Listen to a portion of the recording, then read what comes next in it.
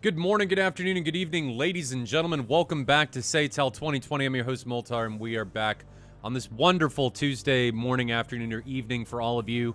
We didn't have the last couple weeks for Saturday SATAL because we had Fight for Honor, which was a huge success. We raised somewhere in the neighborhood of like $18,000 for Folds for Honor. That's huge. Huge.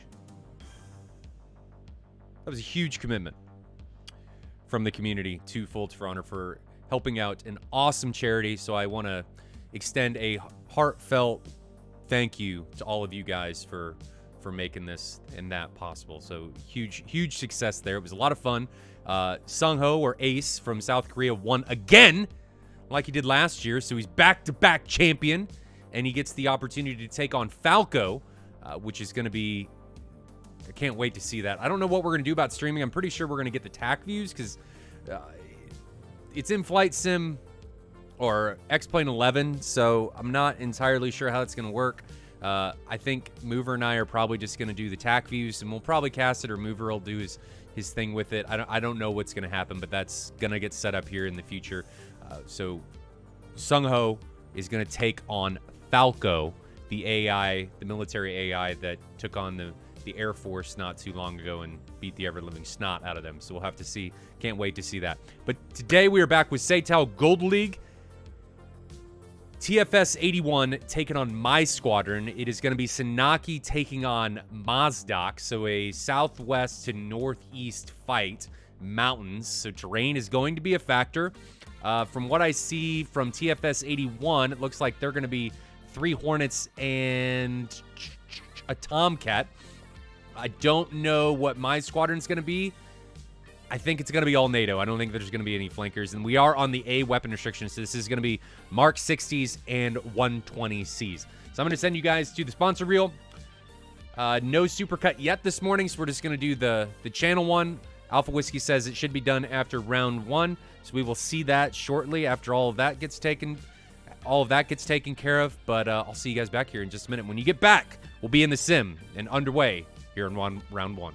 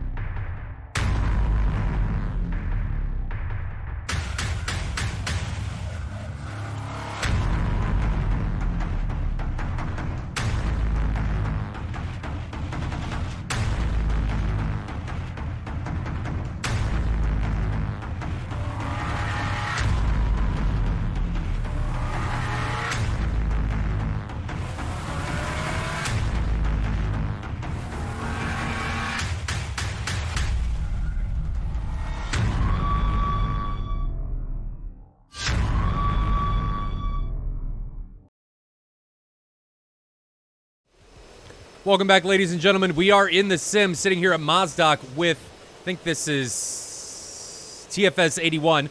My squadron is the one sitting down at Sanaki. I'm going to turn the volumes down just a little bit. But these guys are getting ready to taxi up here at Mozdok, and we don't have labels. Why don't we have labels? What is the hotkey for labels?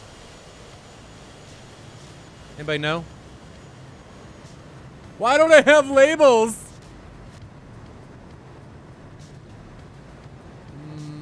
I want to say it's like Alt F11, 10, Shift F10, Shift F10. There we go. Got some labels. Boom. Making it work. Making it happen. Look at Pixie coming in here and just throwing the knowledge. Throwing the knowledge, making things happen. Yes.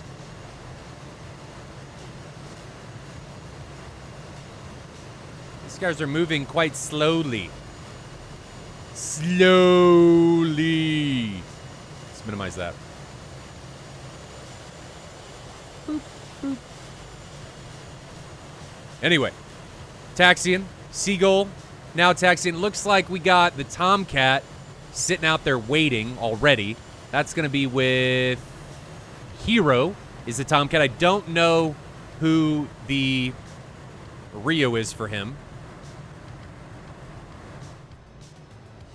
But you can see him out there in the distance. But how was everybody's weekend? Was it good? Fight for Honor was a ton of fun. I was exhausted.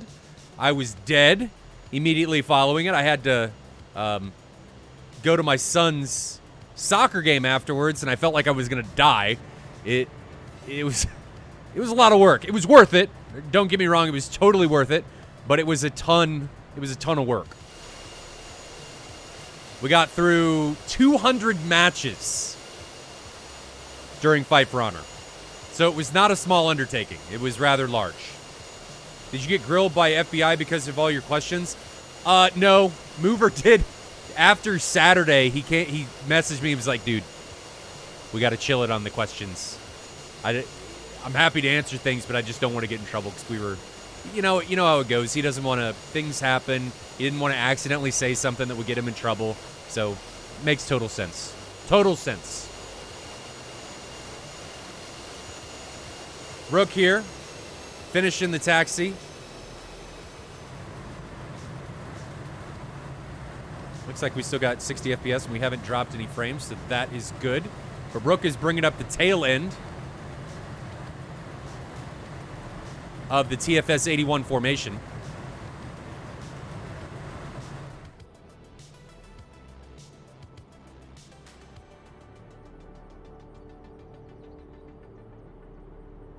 Let's have a look and see what my squadron, or MY, not my squadron, MY squadron is flying. So if we look down here, we've got Dynasty in an F-14, Moody Rider in a 16, Plural Boink and Wazer in 18. So 3 18s for TFS 81, 2 for MY, 1 16 for MY, none for TFS 81, and then 1 Tomcat apiece for both sides. So it's going to be interesting to see if the Tomcats, since they're equal on both sides, if one side is able to more readily or more effectively utilize them than the opposition. I'm going to assume they're both taking the same loadouts.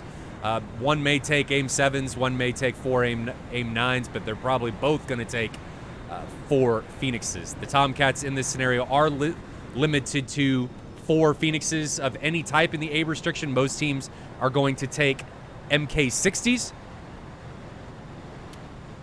That moon star, that moon and star are cute. What are you talking about? I have no idea what you're talking about. Oh, that's what you're talking. I don't know what that means. Is anybody from MY Squadron here that can enlighten us on what those symbols mean for your squadron? Malaysian flag things? Definitely possible. I don't know. What does the Malaysian flag look like? I don't know. Can somebody link that? No! DCS, why? Why you do this to me? I'm gonna fly back here. Slow down. Come back in here. And stop. Come up. Stop. There we go. DCS camera is always doing weird things, always trying to screw me up. Did you like the drifting skills? I didn't see your drifting skills, Hero. I missed it. Okay, so that is part of the Malaysian flag. All right, so I know their MY is Malaysian, but I didn't know that those symbols were there to represent the Malaysian flag. So interesting. Interesting.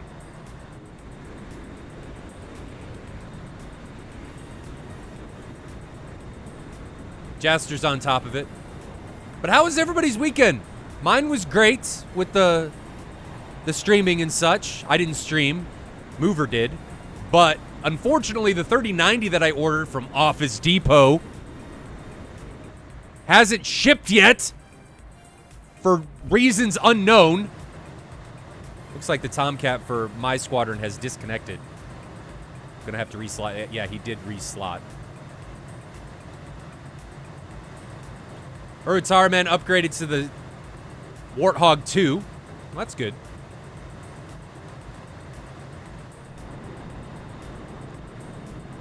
Hero, no skins. Please install skins. I thought I had the skins. They should be here. Because Office Depot is refreshing the NVIDIA page. This whole launch has been a nightmare. It's been a nightmare. I don't get it. I don't get it. And then they released something on Reddit saying that, well, the GPUs won't actually be in stock until 2021. Come on. I get that there's a demand. I understand. But man, it's ridiculous. Why is it this difficult? Why is it this difficult? I don't. Why? Why? Let me check to see if I've got the TFS.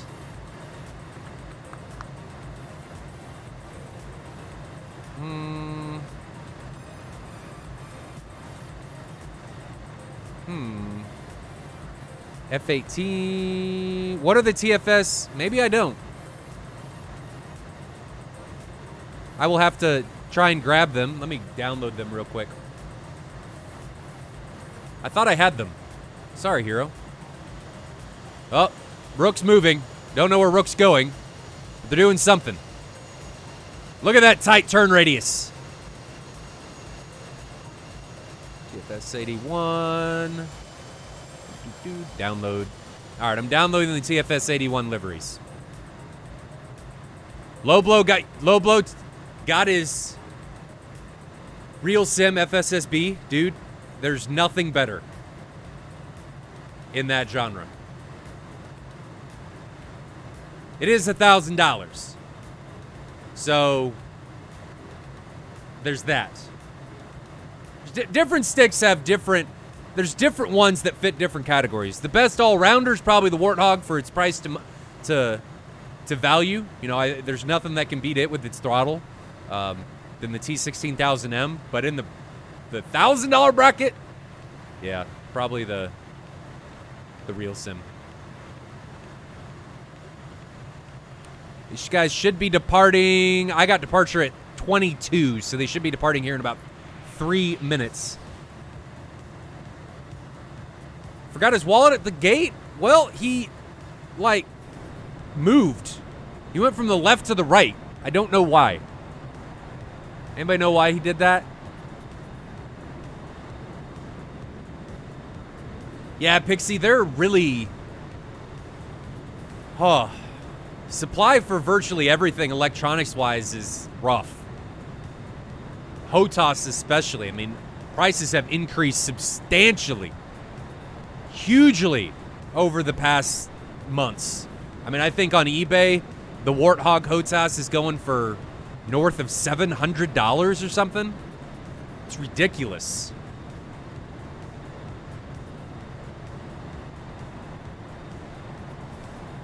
It's a lot. They just can't keep up. When China shut down several months ago, and then now it's back open, but you don't see that supply come into the market for a while. It's not going to come back for a while.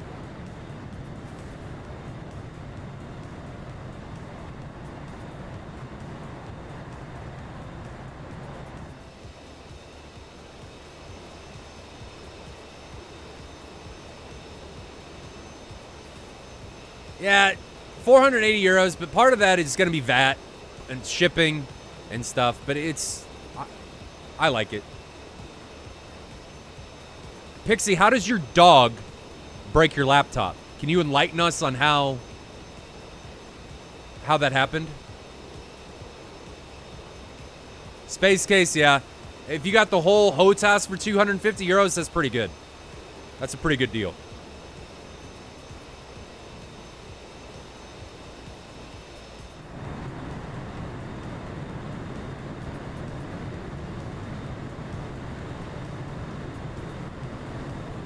Jester 501st dropping the tier 1 sub. Been back for 10 months. Welcome back. Our child is a month old. Oh, so he destroyed the power socket? That's not good. Is the Logitech X56 a good one to start with? It's okay. I think you're better off going with like a T16000M HOTAS or something, saving the money and going that route. That would be my suggestion. I've never heard somebody talk bad about the T16000M, but you hear people talk bad about the X series, like the X52 and the X56, all the time. All the time.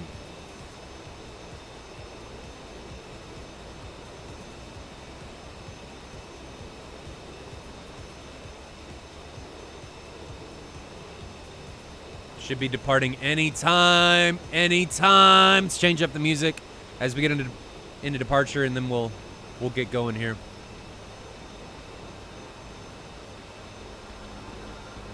Is this an elephant walk or a fight? It's gonna be a fight. They're getting ready to take off. There we go. Patience, low blow. Patience. You hate the T16000? Why? Why?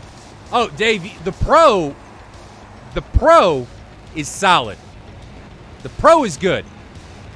Okay? Pro is good.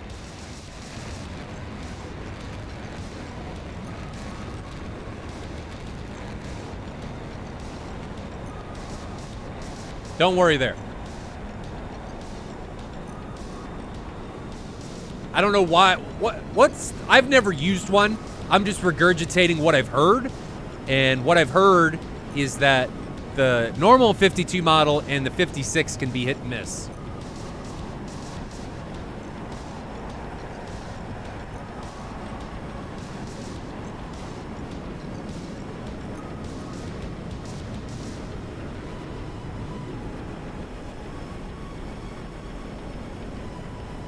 Let's see.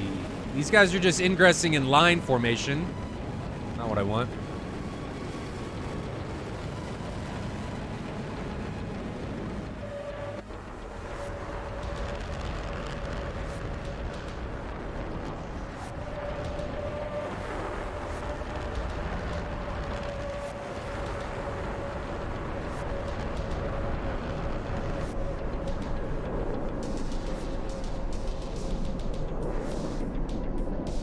Trying to get you guys pretty camera angles. So that is going to be TFS 81 departing. And now we've got my squadron coming out from Sinaki. Loblo subscribe with Prime. Welcome. I think this is Lobo's first time here. If anybody doesn't know Loblo is a pivotal member of the BFM community. Check out the BFM clinic. Loblo, feel free to post a link to your Discord if you'd like in chat. He also has a Twitch channel, which I am not set up to do shoutouts. But he does have a Twitch channel.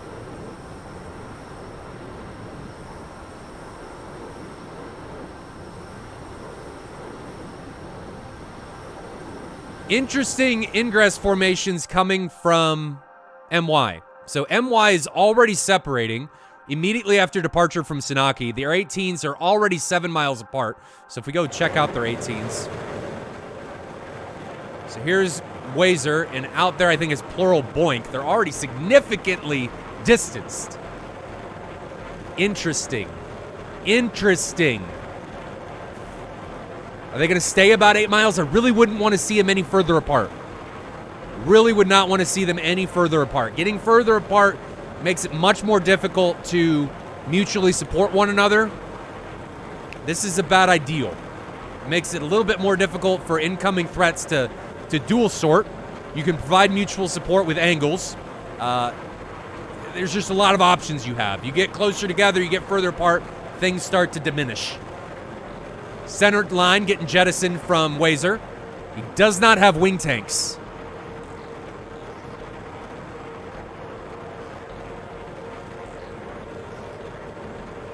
Why does he have 8 120s? No, he doesn't. Those are AIM-7s. I lied! Just kidding. Those aren't 120s, they're AIM-7s. Silly Moltar. Doesn't know his missile. I'm an idiot. I was like, you're not supposed to have those. DQ? But no. Bigger fins, those are AIM-7s.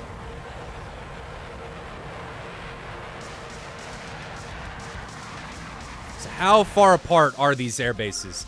Took off from Sanaki to Mozdok. 145 miles, so not bad. Bubble's going to be around 80 miles across. We haven't really seen anybody have issues with the bubble all year, even the really small ones. This is going to be a medium distance mission. So we're going to have to see if we have issues with the bubble today. I don't think we will. We've only got one Tomcat on both sides. I don't foresee a problem. I think these guys are under 100 miles apart. Yeah, 85 miles apart now. Coming into... starting to get into range of the Phoenix for the Mark 60. About 70 miles if you catch somebody at high altitude. Looks like MY Squadron, if we jump back to Wazer's view, he is at 30,000 feet. And they are cross-blocking. So there goes plural boink. Interesting. So they separated by 8 miles. And now they're crossing. Why? Why do this? Why separate in the first place? I mean, you're not creating difficulty for the enemy to sort you at all. You're not... because they probably can't even see you on radar. They can see you on data link, but you're so far away at this point, they probably can't even get you on radar. So why do this? To me, it just seems like a waste of fuel. Because plural boink is more than likely in gate. Yeah, he's in blower. So he's wasting fuel, getting into position, doing this cross block. I just don't see the benefit of this. Usually, you would do something involving a cross block to confuse your enemy in the sort. Because let's say you're ingressing on your enemy. Let's use their current formation as an example. So you've got Wazer and plural boink separated in a spread formation, and let's say Rook and Sky were sorting on them, right? So Rook would probably sort on Wazer, and Sky would probably sort on plural. Well, as you get closer, you use the cross block because now the enemies are switching sides. So typically the cross block plural boink would be sorted on Rook, and Wazer would be sorted on Sky. But you're creating confusion in the opposition side because now do they switch who they're sorted on? Do they keep who they're sorted on? What do they do? You're causing confusion. The other thing that can happen is as the bandits cross, the radar locks can jump because they're intersecting one another. So the radar locks can jump to different bandits, further causing confusion in those lines, but it really doesn't do anything until you start getting closer and closer to your enemy. And it really doesn't do anything against FC3 aircraft. So it's really only effective against full fi, which we only see full fi in today's matchup. But I'm going to sit on this for a little bit and talk about it. I just don't see the point. Can they use FC3 jets? Yes, you can. You definitely can. They just choose not to. We did see an F-15. We saw F-15. Did we? Yeah, we saw F-15s from TA. So they're flown. A lot of teams are moving to full fi. The full fi jets, you just have more granular control. I won't say that they're better or worse. It's just you have more control. So for pilots that do this for a long time, they want that more. They like that more granular style control. Phoenix now being released from Dynasty. 120 on the way from Wazer. And let's grab that Phoenix as it ingresses towards its target. So here's the Phoenix ingressing. Let's go to split screen now so you guys can see what's going on. So here's the Phoenix right here. We can't tell who this thing's locked on yet. I'm going to get rid of my face so you guys don't have to deal with that. Hero responds with a Phoenix of his own.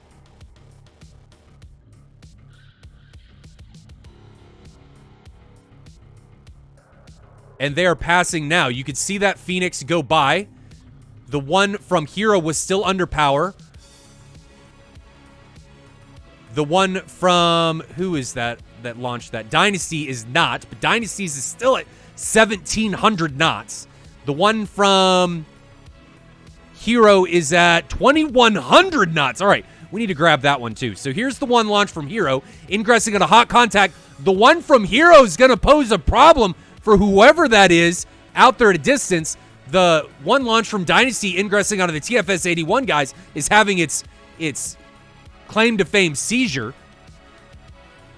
What happened? Where did he go?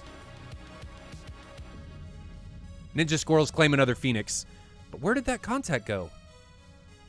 Did he crash? Oh, Plural crashed! That's why he disappeared. When he was defending that, he flew into the ground. Oh, no. Oh, that's unfortunate for MY Squadron. That's really unfortunate. So Plural, when he was defending that, was overly aggressive and flew straight into the ground. But that counts as a kill. I mean, he was defending the missile, Hero's missile, and it worked out. So now TFS-81 has the advantage, and I can't stand this silence. We got to do music. Sorry if you guys don't like it, but we have to. It has to happen. I can't do it. Hero now launching another AIM-54 out. Looks like it's on Moody Rider. So let's grab that one, because nothing else is really happening. These guys are still significantly spread apart, but the Phoenix that took down Plural was like 60 miles. I mean, that was a long launch. That wasn't close.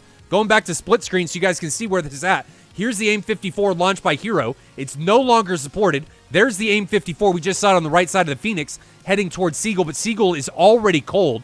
This AIM-54 is coming in on Moody Rider, who is 7 miles ahead, now defending, trying to get into a notch. Looks like he's going to be able to do that effectively. Phoenix is now having its seizure. It's down to 1,100 knots. Still tracking. Still tracking. No, it's not tracking. So well defended by Moody Rider. Well done. Ninja Squirrels claim another Phoenix. They're building their arsenal, ladies and gentlemen. It's happening. Squirrels are going to come out. They're going to take everybody down. They're going to throw Phoenixes at everybody, and it's going to be in. We never see them explode on the ground. They're claimed by somebody. They don't detonate. Somebody's taking them. Somebody is taking them. So 3 pilots remaining for MY Squadron and 4 remaining for TFS-81 after that unfortunate crash defending that incoming Phoenix from Plural Boink on the MY Squadron side.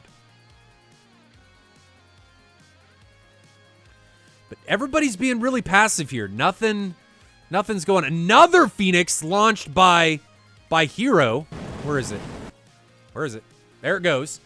So there goes the Phoenix launched by Hero. Hero is not supporting these at all. At all. Here's the Phoenix he launched right here.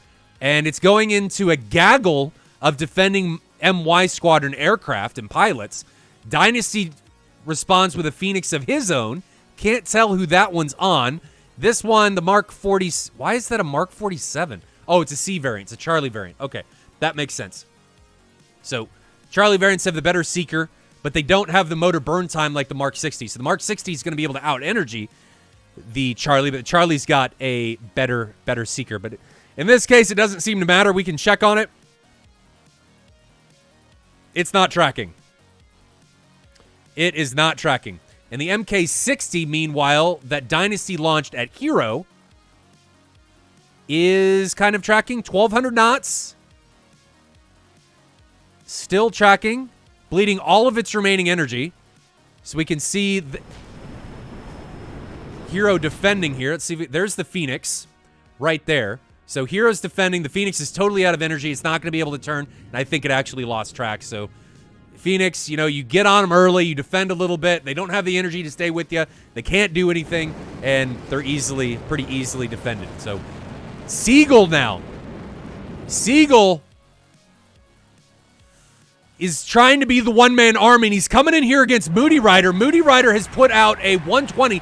That's going to be Moody Rider at altitude. And let's give you guys a split screen again so you can see what's going on. Here comes the 120. Seagull does not see it. It's inside 5 miles. Seagull is now defending 3 miles. That 120 is going to have a ton of smash by the time it reaches its intended target. And I do not think Seagull is going to have the energy to be able to get away from this. Half mile, 0.2 miles, face mile, and MY Squadron is able to equalize this at 3 pilots apiece. Seagull just got in too deep, was all alone, and Moody Rider from MY made him pay. High altitude shot, high to low. Seagull couldn't get away from that missile. The missile was able to convert that altitude to energy, and he wasn't able to line of sight it. You could tell when he was down low like that he was trying to line of sight the missile. But guys, when you get jumped on by a high bandit like that, line of sight is not going to work. It's not going to work because the launching aircraft can see over and the missile can see over. So you're not going to be able to drive it into the ground. It's not going to happen. So well done by Moody Rider recognizing that Seagull was isolated and low. And also when you're low, your situational awareness goes in the pooper. Okay? You lose a ton of ability to be able to see what's going on around you. And I like that Moody Rider jettisoned his tanks. I like that. Mwazer. Oh, okay. I was concerned that this was actually on a friendly, but Sky, look how isolated Sky is. What is this? What is this? Sky, what are you doing? What are you doing? Why are you down here this far by yourself? Split screen again so we can see what's going on. So we're riding along with Sky, and he's getting now support from Hero, which you can see who's directly above him to his north, but he's not looking to regroup with Hero. Now he's recommitting and looking at the map. Moody Rider is going to do the same thing. 25,000 feet coming in on a much lower contact. There's Moody Rider coming in from high altitude. 120C launch from inside 5 miles. Sky, no! You have made a huge mistake. Half mile, face mile, and now Sky gets taken down in a virtual identical scenario to what happened to Seagull. This is terrible. And Moody Rider, being that high and fast, is easily able to get away from the incoming Hero. Not good. Not good. And Hero, I think, has no AIM-54s left. No, he doesn't. Now he's just launching AIM-9s and AIM-7s. And AIM-9s and AIM-7s are not going to do anything on a cold F-16. I mean, how fast is Moody Rider? Moody Rider is 800 knots. 800 knots. And we got to get rid of the music. I think you guys can play your own music. I'll release the playlists, and you guys can listen to those. But I think it's better not to have music. You know, you guys can do what you want. Maybe in the future I'll set up a separate stream. Oh, wait. Hero's now getting launched on by Mwazer. Mwazer is being chased down. There's an AIM-7 coming over the top there. We're not hearing an engine noise because Hero is over Mach 1. And Hero is able to get away from that AIM-7 that's trailing him right there. So there's the AIM-7. It's able to get away from him. Or he's able to get away from it. But we're down to a 2v3. So TFS-81 was able to get the first kill, sending this to a 4v3. But then MY Squadron said, nuh-uh, we're going to regroup and head out. And they got the next 2 kills, putting them at an advantage over TFS-81. Now a 3v2. And Moody Rider, look at Moody Rider's positioning. He's still at 25,000 feet. Now launching on Hero. Hero is not defending yet. Hero, what are you doing? This is not good. 120 inside a mile and a half. And I think we're going to see the triple kit of this scenario. All 3 of these guys have died to Moody Rider in the same exact way. Same exact way.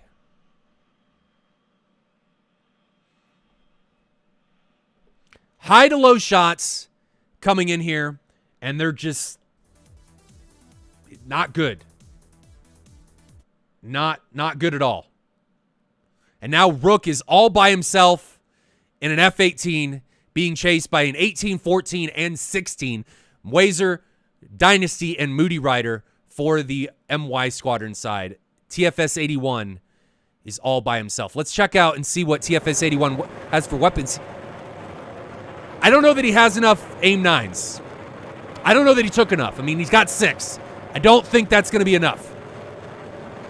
But look at the positioning by MY Squadron. High to low. They're utilizing this altitude really, really well. Moody Rider, 30,000 feet. Dynasty could be higher, 12,000 feet. Wazer, 11,000 feet. So Moody Rider is really the only one that I'm really I'm applauding because of his altitude and his ability to maintain that altitude. So Dynasty is now coming in with the F-14. Let's go back to split screen so you guys can see what's going on. Dynasty is right here. He is 6 miles behind Rook, so we can't see him yet. He's about there he is. He's co-altitude. I'd like to see him, instead of just staying low, dude, punch it in a burner. Open the blower. Climb to altitude, right? Nobody is chasing you. You have no worries. You can see that this guy is cold to you, right? Climb. You're going to have a better picture. You're going to have better fuel economy, and you're going to get a better top speed. There's no reason to stay low, because this is what will happen. You're going to lose line of sight, like we just saw. A little bit of desync there coming from Rook, but now Dynasty doesn't know where he is. He has the gist of where he thinks he is, but he's going to have to pick him up again. Now he's done that because Rook wasn't able to disappear. But here comes an AIM-9 coming from Dynasty from 2 miles. Is it going to be able to catch him? I think so. Rook, I'm sorry, but your time on this earth is limited, and you are now removed from this round, and that seals it for my squadron. That is it, ladies and gentlemen. My squadron, or MY Squadron, excuse me. It's just so easy to jump back to that my instead of MY, but I think it is MY. Just eviscerates their competition. They take the early casualty, and then they come back and just annihilate them. Captain Cleveland, it's like a dag joke. That's a funny one. I'm sorry. Anyway. Now MY Squadron has to RTB to Sanaki unless TFS 81 says no. No, you don't. That is part of the rules. I see we have a lot of new guys here. The rules in this competition are you have to take off from the base, your starting air base. There's 24 different missions. All the teams go through a banning process before getting into the match. So the team captains meet. They go through a banning process. They select the mission that they want to fly on. Before that, they select the weapon restriction, either A or B. B is 120Bs and Mark 47s. A is 120Cs and Mark 60s. So they get to choose that. Home team gets an advantage. Each team flies against each opponent twice, so your home team in at least one of those situations. So your home team against each opponent. So you get more choice in those scenarios. The home team gets to pick the weapon restriction, and they get a little bit more say because they pick second in the mission selection. So they go through the banning process of 24 missions. The last remaining mission that is not banned, I think it's 24. I think it's 23. I think it's 23. The last remaining mission that is, no, it's 24, is not banned is the one that is selected. And they then use that one to fly on for the 3 rounds. So after they take off, they go in, they kick the crap out of each other. They then have to turn around and fly home, because what we don't want in these scenarios is for these teams to win a round, right, and then run out of fuel. That's not complicit of air combat. It looks like they indeed did decide to cut it short. That TFS 81 decided, hey, we don't need you to RTB. The round wasn't long enough. We don't expect you to have fuel trouble. Let's just move on to round 2. So fuel is a very critical part of air-to-air combat. That's why when we did Fight for Honor, if you guys saw it last weekend and the week before, pilots were forced to land because I don't want to create scenarios in competitive play where people are killing others. They're getting the kills, but then running out of fuel. Because air combat, like I've said so many times, is part of, or fuel is part of air combat. You got to be able to make it home. If you don't make it home, you've lost. You haven't won. It's a draw because you've died too. I mean, you've ejected, but your aircraft doesn't come back. So they have to be able to make it back to base. Let's turn on music again so you guys can hear things. So they have to make it back to base. So TFS 81 decided, no, we don't need you to make it back. We're just going to move on to round 2. But before we move on to round 2, we are going to take a look at the TAC view because we need to see what happened to Plural Boink. Why did he just fly into the side of a mountain? What happened? Is the next match Outer Haven against JG78? I do not know. Let's take a look. I'm going to look for you guys. The next match is Eclipse Task Force against Outer Haven. See, we're close. Eclipse Task Force taking on Outer Haven. Not Outer Haven against JG78. Close. But Outer Haven is featured in the next matchup. You just had your guys wrong. Let's get to the TAC view here. Speaking of TAC view, if you guys have TAC view, I should say that you should get TAC view Advanced because you guys are able to utilize real-time telemetry while the match is going on. So if you guys would like to drive your own camera, you can utilize TAC view to that advantage. Get all of your own telemetry data, Gs, airspeed. You can see missiles. You can see everything. And that is done in real time with the stream and how it's progressing. So when I pause it, TAC view pauses. When I play, it plays. When I fast forward, so on and so forth. You guys get the gist of what's going on. But let's take a look at the TAC view and see how this went.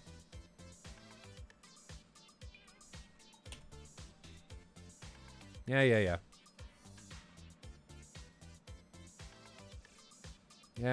I get it. Okay. Give me 1 second while I turn something off. There we go. All right. So here's the TAC view. Blah, blah, blah, blah, blah, blah, blah. Nothing happens here for a while. These guys departed about 22 minutes. This was the cross block that I was talking about. I don't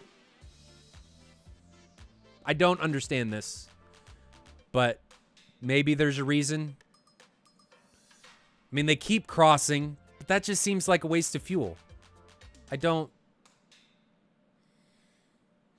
Because when you get in here and you're defending, you're not crossing. You're not creating difficulty for sorting. Just cross block later. Save the fuel. Save them trees. So here's where Plural Boink goes down. Let's get his point of view. I'm pretty sure he just flew into the ground. So this is his point of view while he's defending.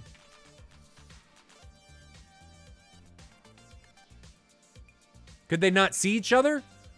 No, they definitely could. I mean, they're going to show up on data link. They're two F-18s. You got PPLI. You know where your guy is. They're doing it to try and confuse the enemy, is what I see happening. Yeah, Plural Boink just defends straight into the ground. Ground was a magnet in that situation and pulled him in. Tractor beam, engage. Pulls him straight down. And he's the first casualty for MY Squadron. Then things start going poorly for TFS 81. I mean, let's keep an eye on Seagull. Seagull, after this defense of that 120, just goes on a voyage. He is on a mission. And that mission is to kill somebody. Maybe he thinks Hero's with him. Hero is not with you, Seagull. You are alone. By yourself. And Moody Rider is actually a lot higher than I thought he was. 34,000 feet. And this missile is launched from 12 miles. That's a good shot. Not a bad shot when you're launching from that high. Because if this guy doesn't defend early enough and then immediately get into a notch, if he defends late, he is going to die. And he's too slow to out-energy this missile. Decides, I don't want to notch it. I'm just going to run. You are not going to outrun this missile. It's going to catch you. And it catches him at Mach 1.5. And the missiles now in DCS, they handle decently well at Mach 1.5.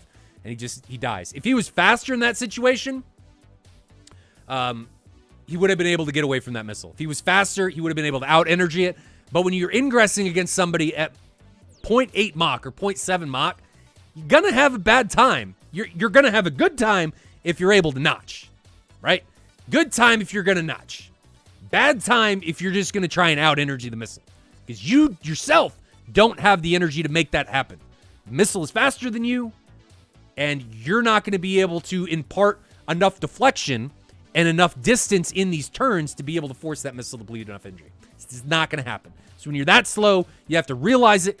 Trust the notch. Trust the notch. You got to commit to it, and you got to trust it. You're already slow. Pop the air brake. Drop the gear if you have to bleed even more speed, and trust it. It's your only way you're going to be able to survive it, because you're not going to line inside it. You're in a valley, and you're not going to out-energy it. It's not going to happen. Sky is the next guy that gets in here really deep. Launches 2 120s. How far is this? Too far away. Too far away on a low contact. It's not effective. Your co-altitude right over the mountaintops. 12 miles. Your missiles are just going to run out of energy. He's going to defend them as soon as he gets the pitbull warning. That's exactly what he does. Was that an AIM-9 launch up north?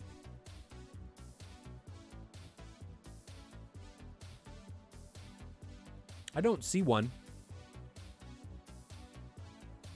I don't see one. Gordo.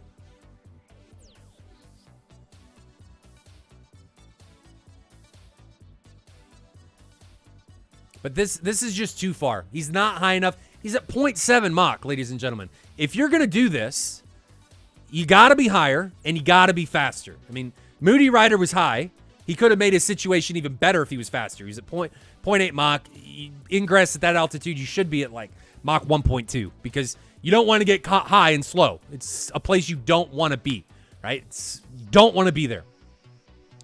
J Bear Stream asks, what's a notch? A notch allows you to get into the Doppler effect, and what you're trying to do is to not move away or towards a missile, because if you can do that, that's how radars are able to track things when they're moving away or towards them. They're able to figure out where they are. But if you get away from that and don't move away or at all and get into a 90-degree angle to the incoming threat, you effectively disappear and the missile can't track you.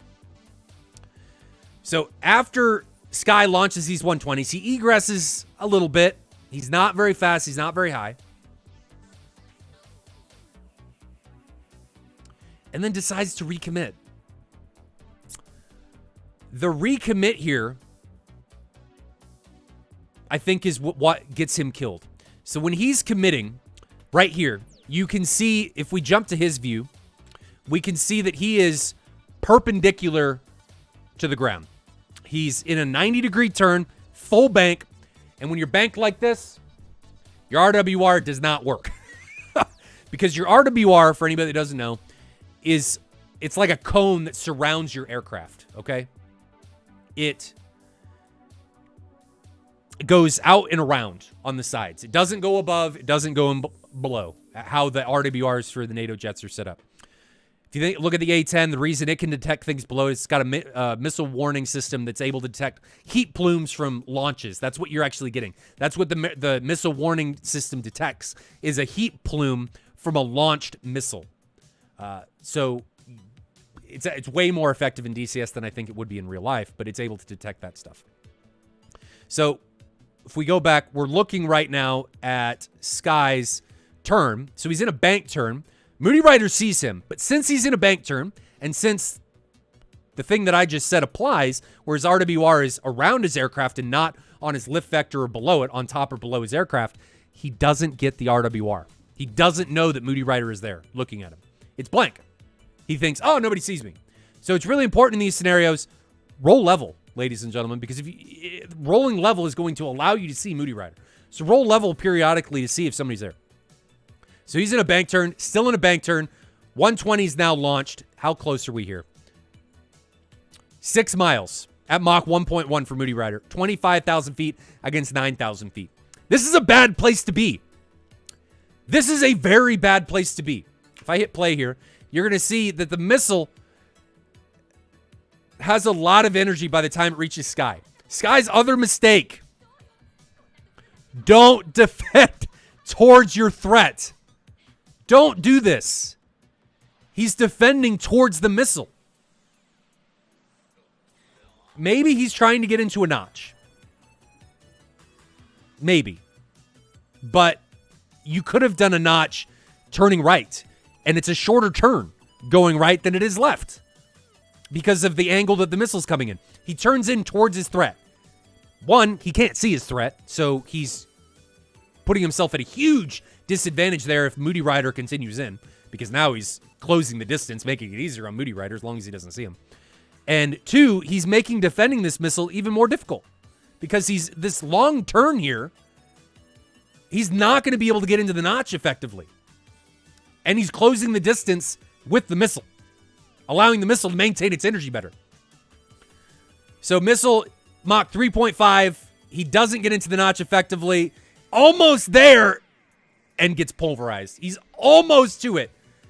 Almost to it. Almost to it. But it doesn't matter. I think he actually went through it, but it didn't matter. He got schmamped by that incoming missile. Moody Rider has killed 2 guys in the same way. They got caught low and slow, and Moody Rider was high and fast. He was able to get in close to the point where the missile was able to have enough energy on it that didn't matter what the opponent did. They had to notch, and neither of them were able to do it effectively. So well done by Moody Rider. Now we've got Wazer coming in here against Hero, and look how far away Rook is. Poor Hero. He's just by himself. He gets pounced on by Wazer.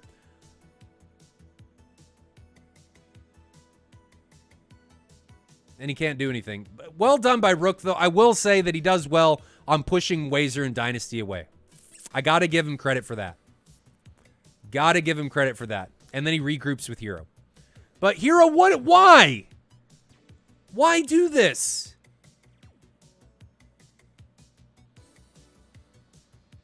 You recommit by yourself. Recommit with Rook. There's no reason to create this separation between you guys. Commit together.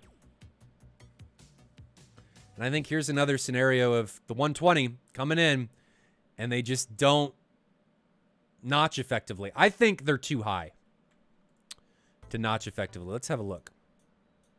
Yeah, it's really hard to notch in these canyons because the floor is falling up and down below you, above and below you, and I don't think he's slow enough. I don't think he's slow enough. He's at 420 knots. Got to be slower than that to notch effectively. The faster you are, the more perfect your notch gate needs to be. The slower you are, the sloppier it can be. So, the floor is falling up. Quote Moltar. That's a thing. Scientific. Prove me wrong. Anyway, that was Moody Rider's 3rd kill. 3rd kill. Same way. High to low. Fast to slow. Every time. Did it 3 times, ladies and gentlemen.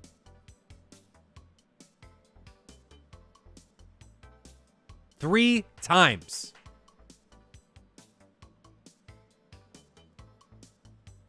Sorry, I'm just getting the supercut here. And then we will go back to the tech view.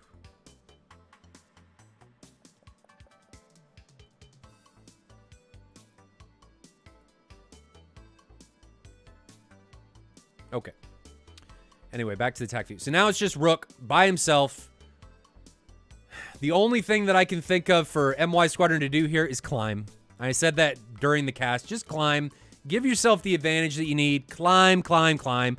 Being low, you're only hurting yourself. You're slower, you're burning more fuel, and your situational awareness sucks. So just climb. Because Rook almost gets away from Dynasty here. Almost. Almost. I would have liked to see Rook looking over his shoulder to find Dynasty. I guess he didn't. Didn't see the missile launch and just gets poked in the pooper by that AIM-9. And that spells the end of round 1. So MY Squadron is currently up 1-0 over TFS-81. Is TFS-81 going to be able to equalize here? Are they going to pull it at 1 apiece and send us to round 3? We're going to have to wait and find out. I'm going to finish getting the supercut ready to go. I haven't seen this one yet, so we're going to experience it together, ladies and gentlemen. Get it ready. It is ready. So we are going to jump to the supercut. I'm going to get round 2 set up.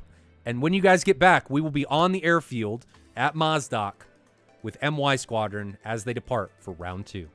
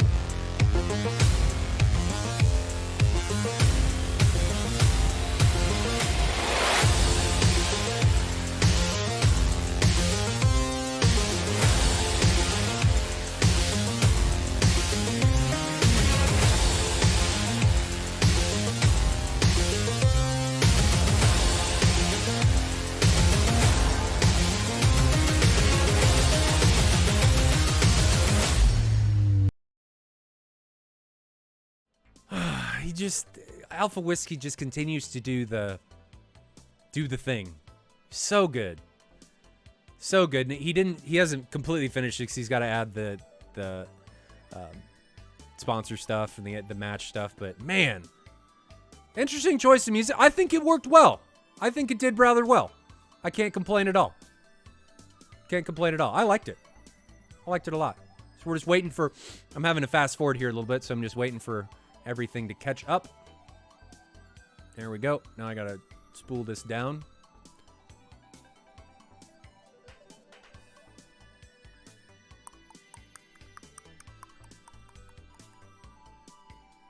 And we are going to jump back in here on the ground with MY Squadron as they get ready to depart here at Mozdok.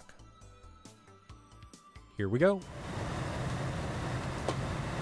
So to recap for anybody that's just joining us after round one, TFS 81 got the first kill against MY Squadron.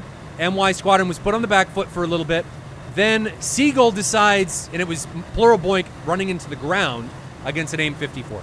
Plural Boink then decides that, oh, sorry, I already said that. Seagull then decides that he's going to go on an expedition by himself, all alone, try and make things happen. Well, when you're all alone in team air-to-air combat, bad things are probably going to happen to you. Just straight up horrific things. You're going to die. And that's what happened. He got pounced on by a high-flying Moody Rider, owned by a high-to-low 120, and that started the cascade. Moody Rider then got 2 more kills. I think his next one was from on Sky. Same scenario, high-to-low. Next one was on Hero. Same scenario, high-to-low. It is now a 3v1. Moody Rider has single-handedly annihilated the TFS 81 side, and Rook is all by himself with 6 AIM-9s and 1 120. And he gets run down and taken out. TFS 81 gets the first kill and then doesn't get any more after that. MY Squadron gets the next 4 and wins the round. I got to give them serious credit for it. That was quite the comeback. Anybody that suffers the first casualty in DCS, it is very difficult to come back from. Very difficult. Because it's demoralizing. You're now down an aircraft. It's rough. The guy doesn't respawn. He's dead. He doesn't come back. It is impressive, Jay Bear. It is very impressive. Takes some mental fortitude to be able to do it. Looks like these guys are now departing. Plural Boink and Wazer leading the way in their F-18s. I like the aggressor paint. Oh, so a little bit of news. Something else about the dedicated server we run. We heard you guys, and we recognize that Syria is probably not the correct place to get started. So Bear is currently working on getting everything ready to go to the Caucasus. So we are going to move to the Caucasus. Same type of scenario, attack defense scenario. Very low player population, like 40 guys are going to be able to load into the server. Simple scenario. For any of you guys that tried the Syria scenario, I mean, the frame rate is butter. It is smooth. It is awesome. So it's awesome. So we're going to be launching that. I will say shout out to K-Gunner for helping us with the mission. He is moving stuff. He's putting units in. It frees up Bear to do a lot of the scripting stuff. I have no idea how to do any of this. It's just not worth it.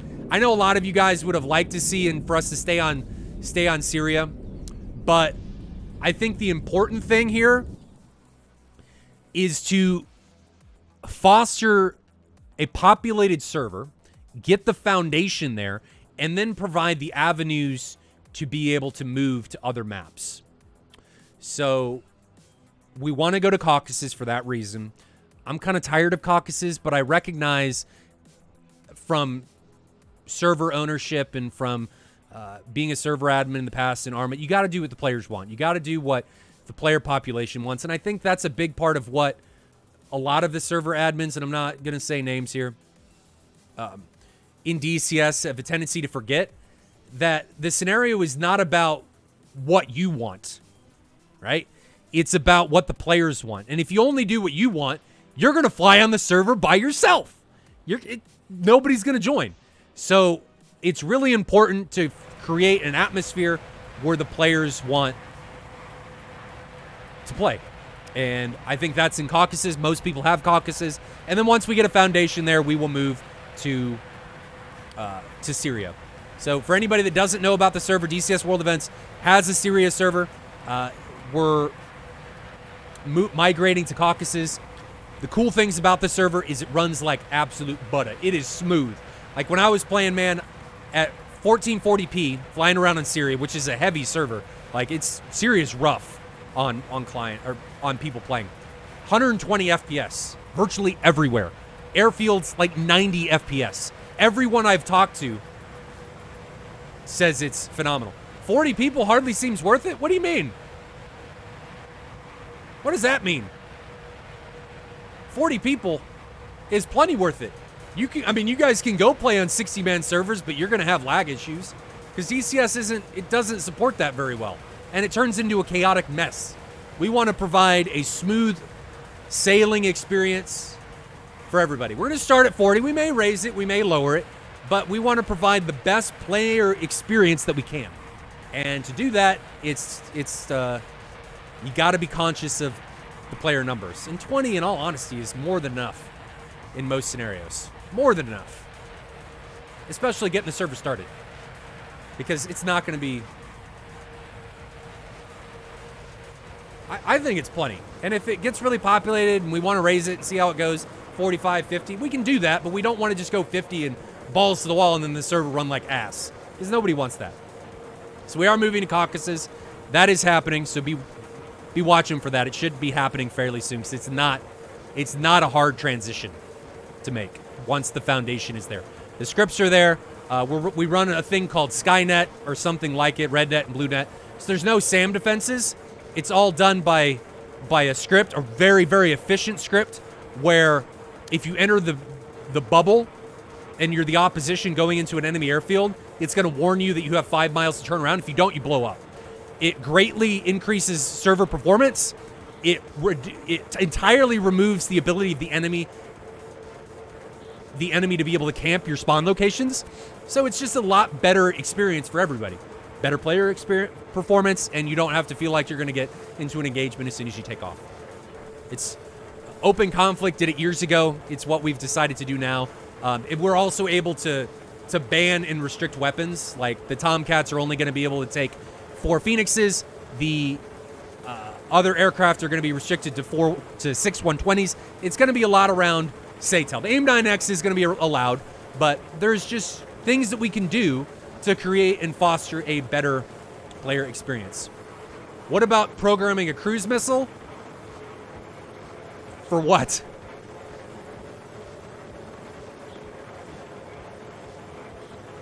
Why would you want that?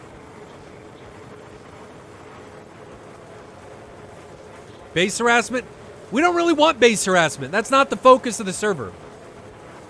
I have no false ideas that the majority of the people that are going to play on this server are just going to want to go up and kick the ever-living crap at each other in air-to-air. I just want to provide something I just want to provide something that gives people something to do. I like the idea with the spawn protection. DCS SAMs are just bad. They're fine, but they wear on servers because you have to have an asinine amount of them, right, to be able to protect a server, a base effectively. And you find ways to game them. You find ways to exploit them because they're easy to dodge. And it's not worth it. So this base defense that we've come up with and that Bearer's designed works really, really, really well. Where have all of our skins gone? Dude, I don't know. I'm trying. TFS 81, I'm trying. Sometimes I forget.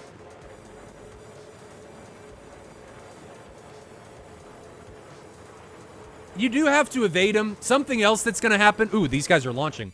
So something else that's going to happen here. That's a long 120. Is, and we're going to wait for them to get a little bit closer. Bear has designed a script where SAMs can actively turn on and off effectively. So you may get surprised by a radar SAM right underneath you, and it may turn on. And something else we're probably going to do is we're going to disable the SAM rings because it's not really fair to know where all the SAMs are. I mean, that's kind of dumb. So we're going to turn those off if we can. And we think we're able to now with the latest updates. So we're going to turn that off. You reinstalled your machine, you're right? Yeah, I did. And that's probably why they're not on here. So I'm assuming that's Banana or Sky. Just remind me after this match, and I'll get them in there. Or try to get them in there. So we got an AIM-54 coming in, launched by Dynasty. Here it is. It is high, 51,000 feet, still over 2,000 knots. I can't see who it's coming in on yet.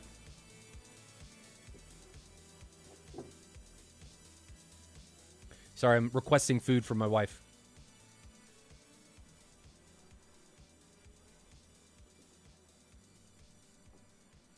Because I am starving. I am so hungry. I don't know why, but I'm starving. Starving! Casting just takes... I don't know why. I get so hungry. So hungry. So still four guys aside here. Let's jump back to the map so you guys can see what's going on. Make sure timestamps are all good. They are. So still 4 players aside. The Mark 60... AIM-54 did nothing. It's flying through unharmed. We can jump back to it, and you guys can see what it's doing. Nothing. It's worthless. Squirrels are going to get another munition here. It's going to fly into the trees and not blow up. Boom. Nothing. Doesn't do anything. Heat blur. Why does it do that? It detonates when it hits the ground, but it doesn't detonate when it hits the trees. DCS must handle that as different zones. Gordo B is making it rain with subs. Gives a tier 1 sub to Evan Weeks. Tier 1 to Magical Mago. Tier 1 to Sandman Z. And then Space Case subscribed for tier 1 for the first month. Welcome, Space Case. Hopefully you enjoy your stay. Gordo B dropped a gifted sub to Steve099. Welcome. Gave one to Geriac Gambler, GJ Dwan Luca, Fishfinger. All welcome. And then Dut rated with 3. Missed that one. And then Jaster, I think we got you. You've been in here for 10 months. So welcome back. I think we got everybody taken care of that has subbed recently. Trees are too powerful. Over 9,000. Too strong. If we had the Dragon Ball Z meter, man, they'd be way over. Way too powerful. Missile just disappears. Just gone. Gone. Anyway, get rid of my face. You guys don't want to see that. 120 being launched from Rook. We didn't see anybody launch.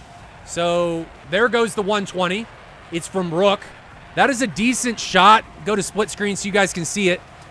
I mean, it's not 12 miles. Rook's not all that high. I'm not a huge fan of it. Not a huge fan. Rook's desyncing a little bit, but I don't think that desyncs enough to cause really any problems.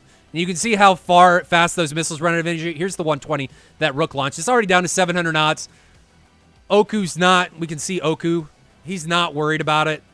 I don't even see it on his screen. Is that it? That's probably it. He's not worried about it. That missile's trash. It's gone. Gone. Done. Over. So you got to make sure, if you're going to launch from these ranges, ladies and gentlemen, that you are high and you are fast. If you are low and you are slow, your missile is going to be a dud. It's not gonna work. Not gonna work. Gordo B gives another gifted sub to Fish. No, not to Fishfinger. To LTRM Crew. Welcome, crew. Enjoy your stay. Thank you, Gordo, for making it rain. MK60 launched from someone. Let's grab plural boink. There it is. 1.5 miles away now, and it's going to get line of sighted. Bye-bye! It is gone. It is no longer effective. Well done on plural boink's end to defend that missile. Not a problem any longer. There's the AIM-7s that I always think are 120s.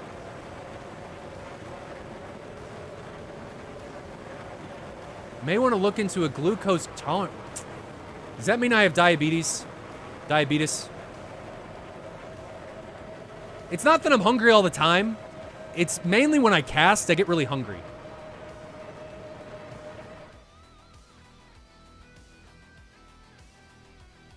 Love you. Thank you. Sorry, stream. I wasn't saying love you to you. I was saying that to my wife. I like you guys, but love's a strong word.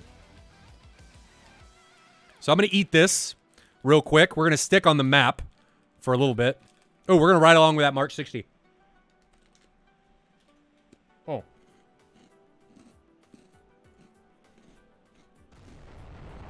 Never mind. That's the ground.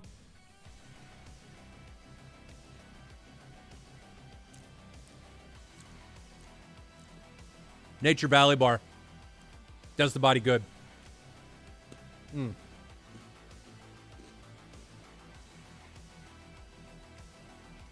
Hopefully you guys can't hear me chewing.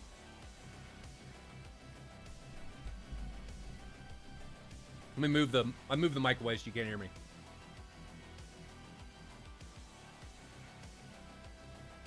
Fun fact. Here, let's hear it.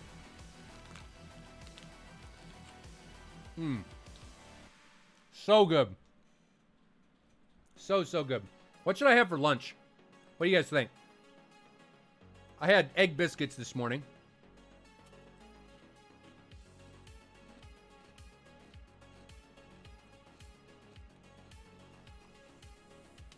Is Skynet in trouble? He's got a 120 coming on him. He's defending. Lagging and defending.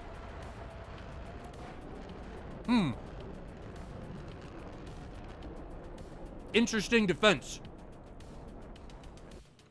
Seemed effective, though.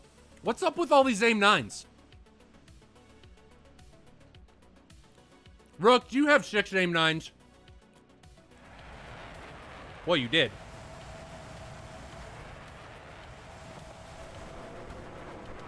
Okay.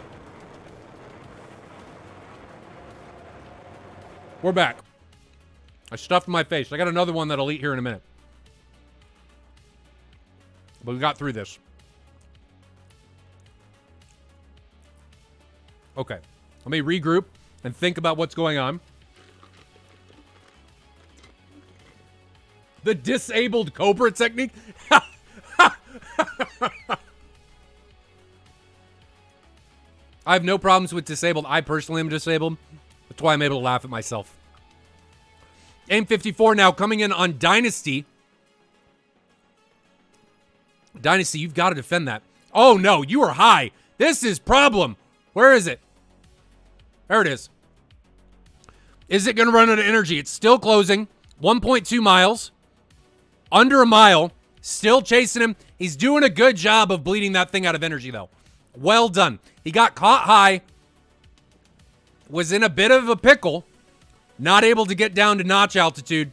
And he's able to out-energy that missile and turn it in from a problem to not a problem. 120 launched from Rook onto Mwazer. And now we've got Sky ingressing onto Oku. So we're going to ride along with Sky and see if he's able to make anything effective happen against Mwazer. He's now got the lag defense going on. Launches a 120 onto Oku, and Oku gets obliterated. First casualty And then possibly immediately following, now we've got Mwazer coming in on Sky. Does Mwazer see Sky? No, he does not. He does not see Sky. Where is he? So here's Mwazer. Let's go to split screen so you guys can see it. Here's Mwazer. He was ingressing on Sky. Now Mwazer is the one in trouble as he breaks away. Seagull is coming in from him, from his 9 o'clock. Now 6 o'clock. Now Rook puts a 120 onto Mwazer. That's from 4 miles. Where is it? Where is it? Where is it? That didn't track. Okay, so Mwazer is still defending. See if we can see any of the guys that are actively chasing him. 3.9 miles away is where Sky is behind Mwazer. Now we've got Dynasty coming in to help. AIM 54 being launched. Oh no. What is that? Dynasty, no! Oh no. Oh no. Mwazer, no! He gets taken down. Fratricide commences. Oh, that is unfortunate. That is so unfortunate. Rest in pepperonis. Dynasty. I don't know if the contact just jumped or what happened there, but Dynasty came in to try and help Mwazer, and in the action of that, took out Mwazer.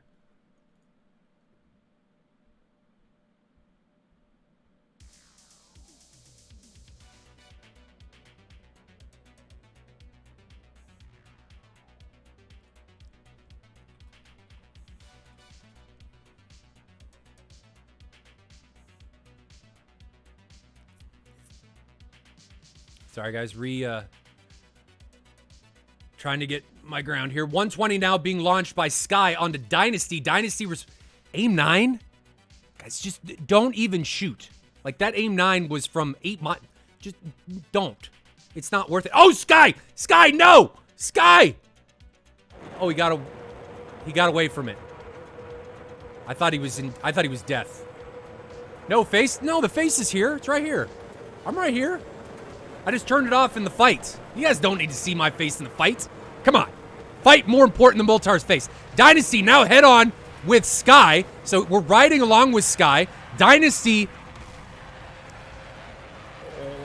Not sure how he dodged that AIM 9.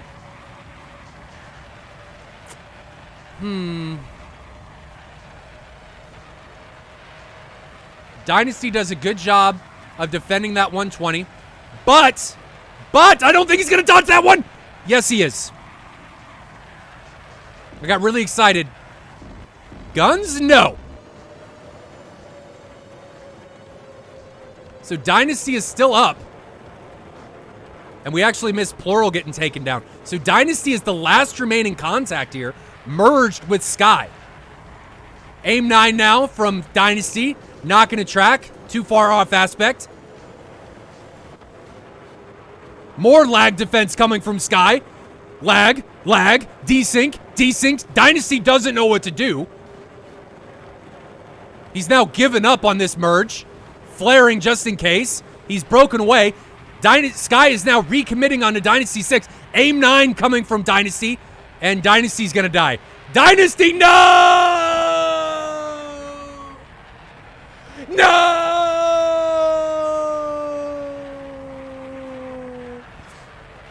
And that is it. That is it. So there was a little bit of warping there. We have since put in measures to combat that. What we have done is we have put in a backup server to help combat these desync issues. Because for whatever reason, in the Hetzner data center, there's some desync issues with some of the Middle East clients. So we brought up another server that if they do have connection issues, they can use, and it should help. So we recognize the desync issue, and we've put in steps to fix it. I'm eating again. All right. tac view time while they're getting set up.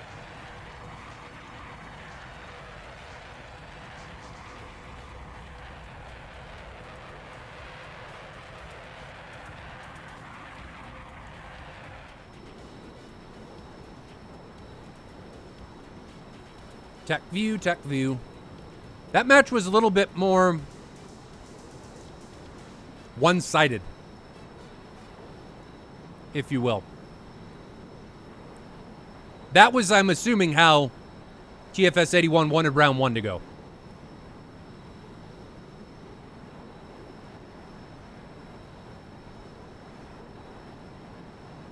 What does getting fratted mean, Orotar, man? What does that mean?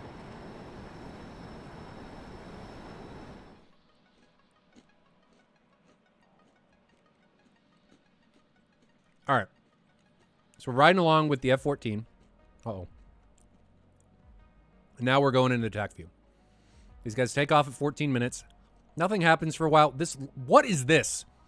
What is this? Why? Oh, fratricide. Okay.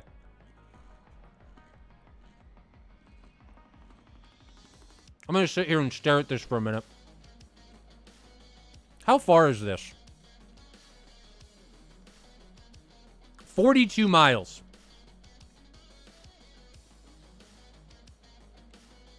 Let's just ponder.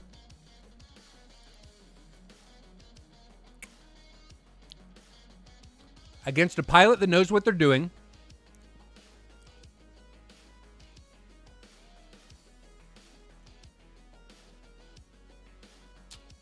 It's just not going to work. It's not. I mean, watch. But then they look at why? You're just wasting these missiles. Let them ingress. Let them get closer. Just turn around. Save your missiles. Save the missiles. We need a shirt. Save the missiles. Instead of save the animals, save the missiles. If you guys don't know what save the animals are, it's a what am I thinking of? Games Done Quick reference where it's from Metroid and they can save the missiles. Or save the animals. Save the missiles instead. Gordo B drops another 2 gifted subs, 1 to K-Gunner and 1 to Wild Boys. Gordo's still making it rain, and then Carbon dropped another 100 bits. Thank you very much, guys. It all goes to the bank, the 3090 bank, whenever that decides to ship. Office Depot. It's supposed to be here tomorrow. Still hasn't shipped. Okay. So long 120s. Don't decide to save the missiles. They don't do anything. They're easily defended. Still 4 pilots for both sides. And nothing happens here for a while. I think we see the same breakdown that TFS 81 had last round with MY Squadron, where they just commit into these these singletons. Look at Oku. Why? Why do this? Why isolate yourself? You're making it easy on the opposition. That's all you're doing. And also, guys, these AIM-9s. Why? An 8-mile AIM-9? I mean, I understand if the guy's high altitude. I get that. Totally understand it. High altitude, you may be able to sneak an AIM-9 in there. Whatever. I get it. It can happen. It's like a poor man's ET, okay? Maybe. But you're at 8,000 feet. That missile's going to be out of energy so fast, it's not even funny. Like, it's already trashed. It can't turn. It's under Mach 1. And it's not even to the target. And it didn't even turn. So just save your missiles. Save the missiles, guys. Save them. Wazer comes in here in an attempt to save Oku, and then Oku decides, I got this, bro. Recommits into a 2v1 situation. I like this missile from Sky to push off Wazer. Really like that because it isolates Oku. Really like that. It isolates Oku even though it doesn't track. You know, maybe Wazer didn't even see it, but it isolates this contact. Now it's a 1v1 situation. AIM-9 gets launched from Sky. This is a much better AIM-9 launch. A little bit long, but you know, it'll work. Doesn't defend it. And smash! Oku gets obliterated by Sky. And then Sky defends. And Wazer's just not high enough. This is what happens when you're low. You can't see anything. He doesn't see the engagement here. He's probably over the hill. Let's check. He's over the hill. He doesn't see it. You got to be high. This is the danger of being low. You can't see anything. Use your altitude. You can always dive. I mean, obviously, in this scenario, don't be at 30,000 feet, but be at 15,000 feet. Be able to look over. Be able to shoot over. But you can't in this situation. You're too low. So you can't support your wingman. And then when he dies, you just fly by not knowing where Sky is. You got to make sure you're high. Got to make sure you're high. Because these guys are so close. I mean, they're... How close are they? Under a mile. Well, just over a mile from one another. Just over a mile, and they don't see one another. Sky then recommits into Mwazer. Mwazer does a good job. That's a good job of using terrain, breaking away, getting out of the way of Sky, allowing your two other wingmen to engage. But this is where the Phoenix hits Mwazer.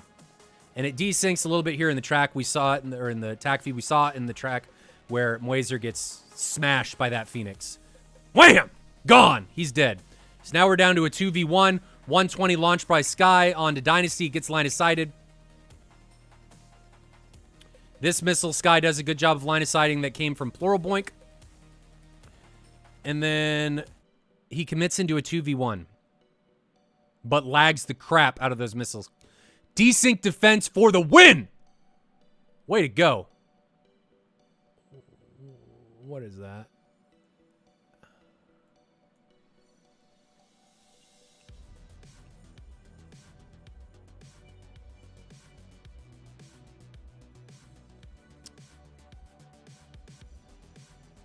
I don't know if this is intentional, but don't do this. This is the exploit stuff that we're talking about. And you'll be able to see when we get in here. I don't know if this is intentional. Nope, that is not working. Sorry, he's dead. Let's grab him. Let's back up. Watch how he spins when he's got this missile coming in on his front. See those like erratic maneuvers? Now, I don't know if that's just due to desync. I'm not entirely sure, but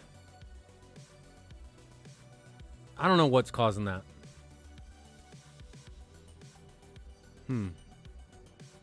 It's probably just desync because Sky was desyncing all over the place.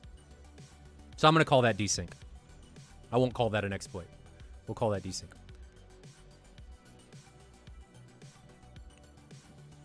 So now Plural Boink is engaged with Rook. Bloop. He gets taken down at a 1v1. I'm going to take that up to not having situational awareness or knowing where Rook is. Don't fly into a head-on engagement if you don't know where the guy is. Don't do it. And now we're down to Dynasty and Emerge. It looks like he actually got some hits there. Maybe. The track didn't show it, and I think the track's a little bit more accurate. But man, he just got ganged up on in that engagement. That is rough. He had nowhere to go. Nowhere to go. His best option there would have been to stay and Emerge with Sky instead of breaking away. Because he could try and get the fratricide. But he broke away and just got ganged up on. So unfortunate. But TFS 81 take the win in round 2 and equalize us at 1 apiece. So we're going to go back to the Supercut. I'm going to get round 3 set up for us. And we will be back with more DCS action here in just a minute.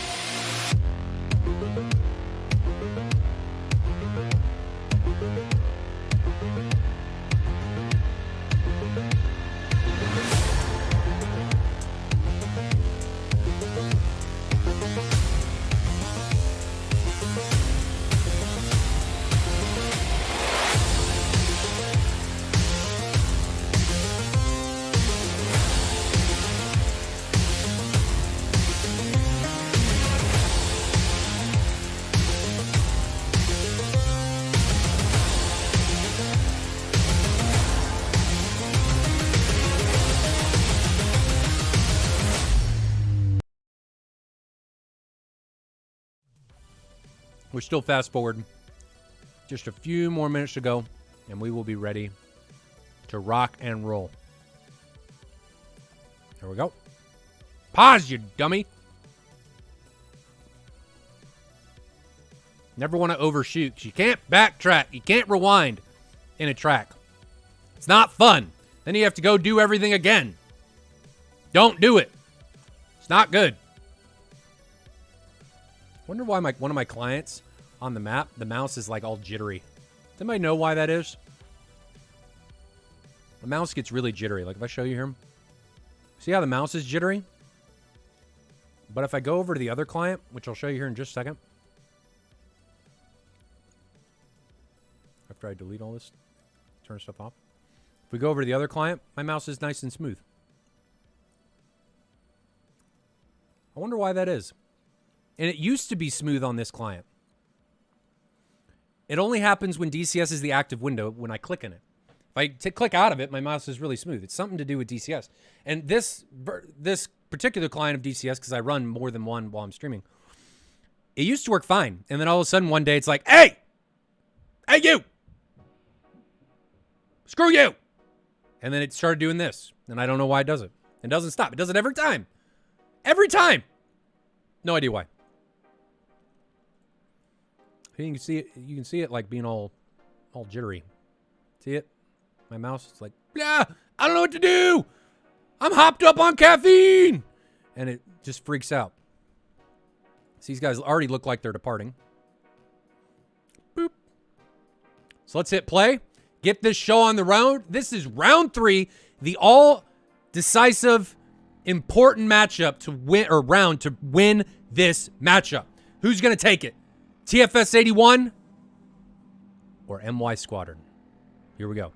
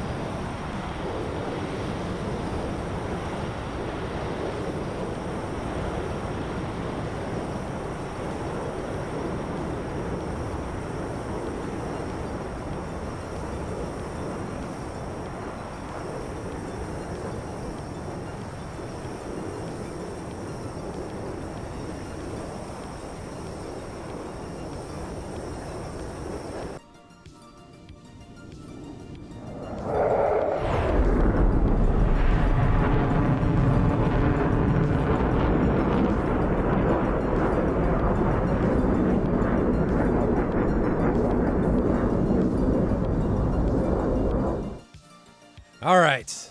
These guys are getting a little bit closer as they ingress towards the AO, which is centered between Mazdak and Sanaki. Looks like MY Squadron is the team to be in the bets right now. Separation between the two teams is down to 85 miles. Gordo B dropping another gifted sub to Fatim Jock. Welcome. Welcome, welcome. Hopefully you enjoy your stay. I keep forgetting I need to get damn emotes made. Moltar, what is wrong with you? Get the emotes made! We're a partnered stream. Gotta take advantage of this stuff. Map favors southern teams, it seems. I guess. I don't know. Bias? I don't know.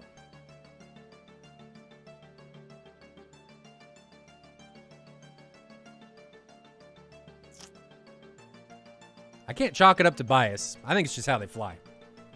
But you may be onto something, Mr. E, but every time we go down that path of thinking one airfield has an advantage over the other, it is almost always unequivocally proven wrong by something in the future. Every damn time. Every time. Every time. Where is the sun on this map? That's a good question. There. So, in the south team's face. So it's the complete polar opposite of where you'd want it to be.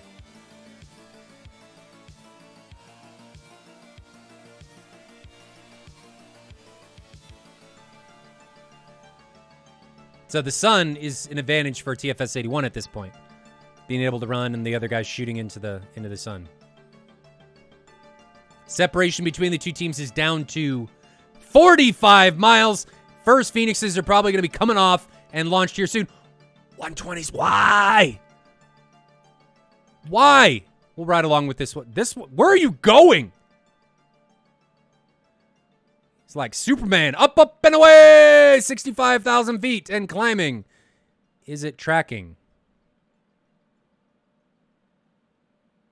No. My dream as an AIM-120 is to become a satellite. And that's where he's going. He's trying to fulfill that dream. This one right here. 76,000 feet. And climbing. Look at him go! Look at the little man climb. 80,000 feet. 1,500 knots. Still going. There's like no friction up here. Still going. Oh. Does he see something? Did he pick something up? May have seen something. Wazer. He's descending, but he's slow. Too slow. Yeah, that thing's dead. She is dead. Yeah, Bullet, did one of you guys model this in Kerbal Space Program and put it on one of these jets without telling me? Is that what happened? AIM-54, launched by Hero. This one is going to have more juice. 3,000 knots. Guys, 3,000. And then it has an aneurysm and gives it all away. It went from 3,000 knots to 2,200. Heapler, please fix. ED, please fix. Someone, just fix it. There's its target, 10 miles away. Let's go to split screen so we can see this missile as it ingresses. Here's the missile. It's coming in on Dynasty. 5 miles now. Dynasty needs to do something. And he tried to launch an AIM-54 at it. Still tracking. 1.6 miles, but this missile is slow. Slow. Not tracking anymore. That missile's trashed. Second AIM-54 coming in against Wazer. Can we get that one? It is right here. It's coming in against Wazer. This one has 1,500 knots. I think this one may get line of sighted. Ground coming up fast. Squirrels claiming another victim for North Korea. Boom! And it doesn't even detonate where it hits. Why? It's game-breaking for me. Missiles not blowing up where they impact the ground. Why? Could be an indication of the desync. It's not really game-breaking, guys. I'm just saying that, but who knows? Gordo B now gifts a gifted sub to Tyrandir and Wild Boys. No. What did I miss? It moved. What happened? I don't know. Wild Boys, Tyrandir, Twitch, and I already mentioned Fodham. I just missed the other two. And he gifted one to K-Gunner. Maybe I said that one, maybe I didn't. I don't remember. My memory's terrible. But this match has been much more... How can I put this? It's been more patient, not as aggressive, more missiles being fired at greater ranges. I'm assuming because nobody wants to suffer the first casualty.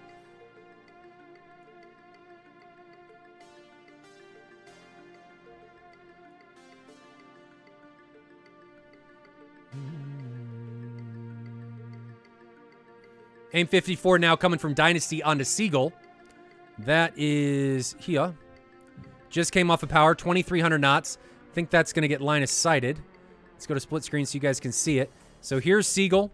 Here's the Phoenix. Well, it's not going to get line of sighted, but it is going to lose track. Well, see you later, Seagull. What was that? Seagull. Seagull.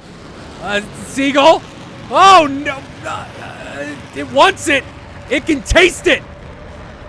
And then it did the wiggle and gave up.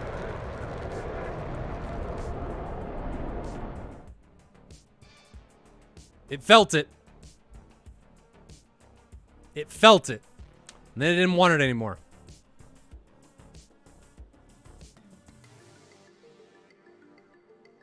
It even waved goodbye. Oh yeah, that's true. It did kind of do that.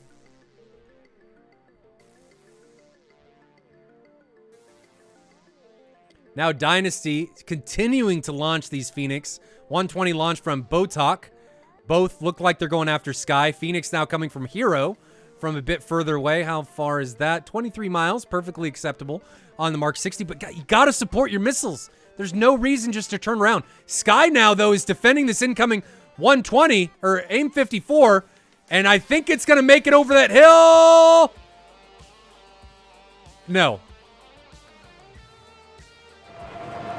It got line of sighted.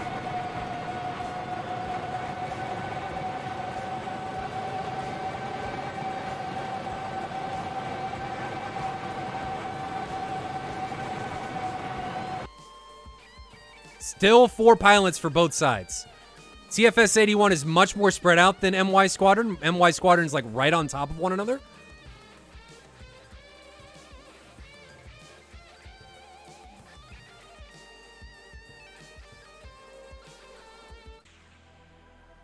And Botak looks like he's going to be leading the way for MY Squadron in against the TFS 81 Horde.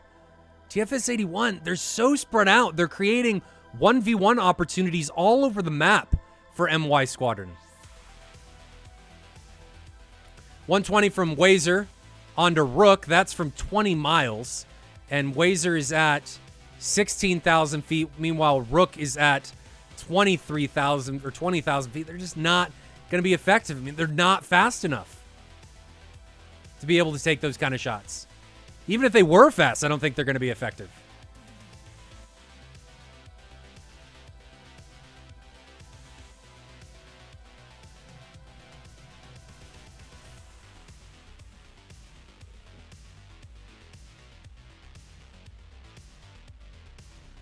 Two v 2 scenario looks like it's being created over here on the right between Moody Rider, Dynasty, Sky, and Hero. Maybe a 3v2 with Botek coming in here. Seagull is now coming down, so it looks like we've got a 3v3 situation. 120s and 54s being launched from 15 miles. That AIM 54 is going on Hero.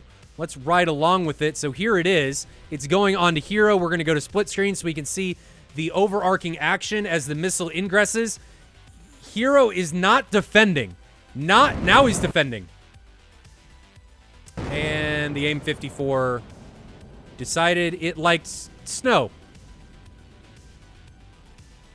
Hey, here's some snow. Let's go check it out. Oh. Hero liked the snow too, as Hero plowed into the ground. Hero decided that he liked it and wanted to go play in it. Yeah, it was probably a blackout. That would be my guess. Trying to defend that missile. It is now down to a 3v4. MY Squadron having the advantage. Hero being the first casualty. It could have very well been that 54 impacted its target, but I'm going to chalk that one up to being a blackout, trying to defend against that AIM 54. And Hero just decided, I like snow, and trying to go down and get a handful.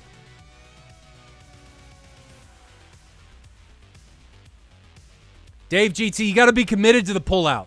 Got to be committed. Got to have strong game if that's going to happen. Strong game. But it didn't happen. And he hit the ground.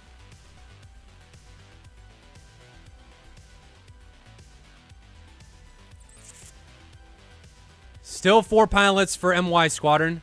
I don't like the positioning from 81, from TFS 81. They're too spread out. I mean, they're 10 miles apart. 15 miles apart. 20 miles apart. Guys, too far apart for mutual support. This is 3 isolated scenarios right here. Just 3 2v1, 3v1 situations that are wanting to unfold.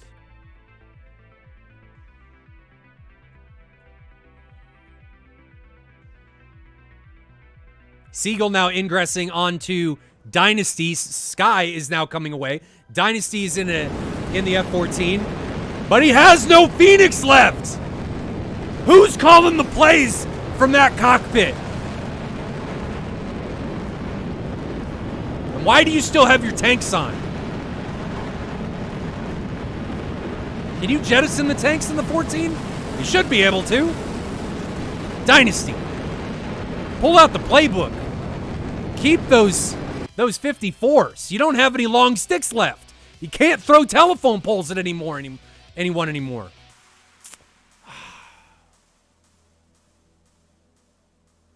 We need another shirt that's like a mom telling a jet fighter, don't forget your tanks, son. And when they still got their tanks on, that seems like another good one. Dynasty's now ingressing against Sky. Sky is at 10,000 feet. Dynasty is at 12,000 feet. Sky is decently fast, though. 120 coming from Sky onto Dynasty from 5 miles. Let's get both of these guys' perspective here. Dynasty, you've recommitted. Why did you recommit? Oh, no. Dynasty, no. No, recommit. Takes the AIM-9 and just keeps on trucking.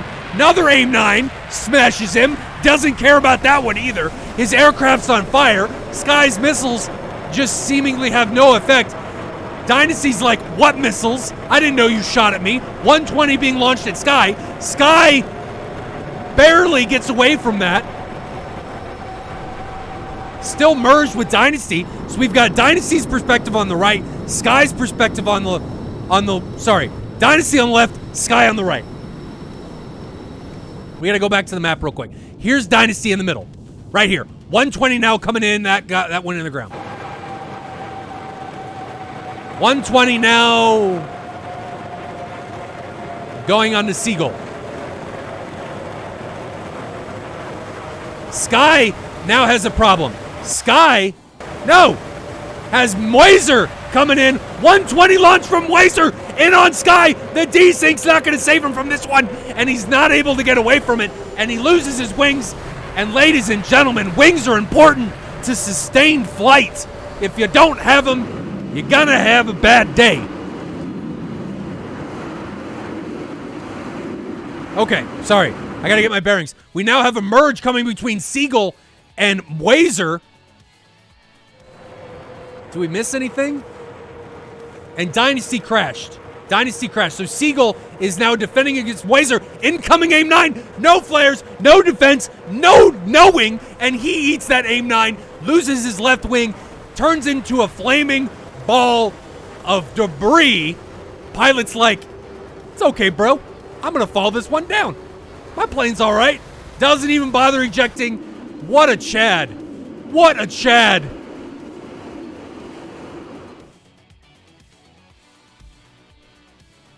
Rook, again, is the only one left. All by myself.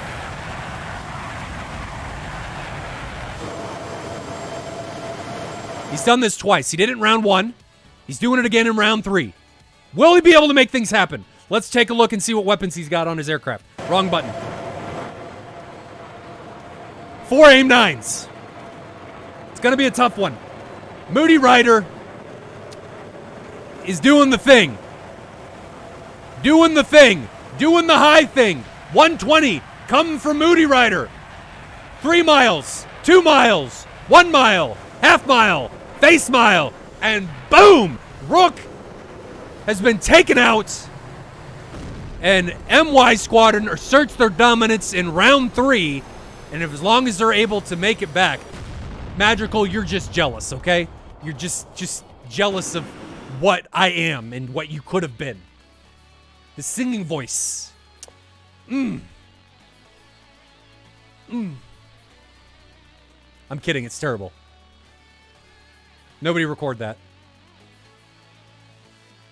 3 pilots remaining for MY Squadron. Well done by both teams. I think MY Squadron's going to be okay to make it back. Pixie, you can say that, but I am trying to make this a PG-13 stream at least. Hopefully PG. PG-13 more often, because sometimes I slip up and drop the F-bomb every once in a while, but, you know, we're all human. We're all human. You know, when I drop we talked about I can't even talk about it. The boo from a couple months ago, and everybody thought it was hilarious. I kind of went a little too far. Evidently, there's some kids that watch this, and I gotta be appropriate for as many people as possible. More inclusive. Yeah, Gordo's got it. Gordo's got it. Okay, so while they're RTB, I'm going to bring up the TAC view. That is the wrong button.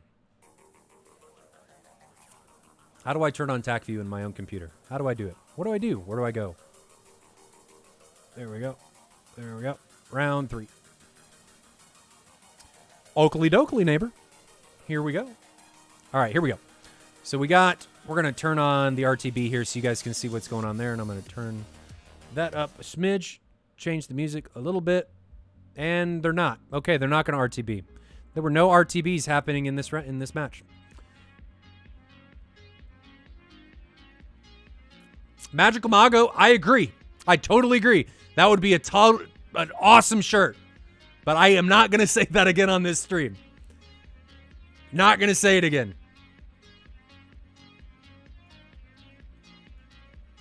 Trying to grow the community. Now, if I had like 60,000 viewers, I'd be more than happy to say it. But unfortunately, I don't. DCS, small community. I'm perfectly happy where we are. I think it's awesome that this many people enjoy this. It's fantastic. Nothing happens here for a while. Missiles going everywhere. Seagull does a really good job of getting away from that close 54.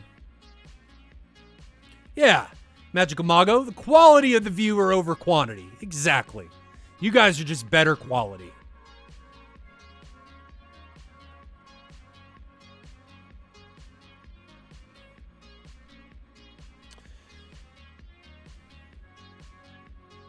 So nothing. I like MY's positioning here more. The separation between all of the TFS 81 guys, it's disconcerting. I mean, it's constant just 1v1 situations, and MY Squadron does a really good job of pouncing on those opportunities. This wasn't necessarily a 1v1, but it was one of those AIM 54s. Same thing that happened to Plural Boink in round 1. Defends an AIM 54, blacks out, ground eats him. If you hit the ground, guys, you're probably not going to win. Odds are you're going to lose. So, jets hitting the ground without their wheels and cockpit first, it's not how they were designed. Maybe some of you thought that, but it just doesn't work typically. So now we're down to a 3v4. TFS 81's on the defensive. And this is the isolated issue that I was talking about. 15 miles here, 20 miles here. You're just creating scenarios that you're asking for singleton isolation. Sky gets isolated, but Dynasty doesn't seemingly care. Tanks 2 AIM-9s and then flies away. Blows up later. I guess I've noticed that the F-14, if it gets hit head on, it doesn't really do very much damage.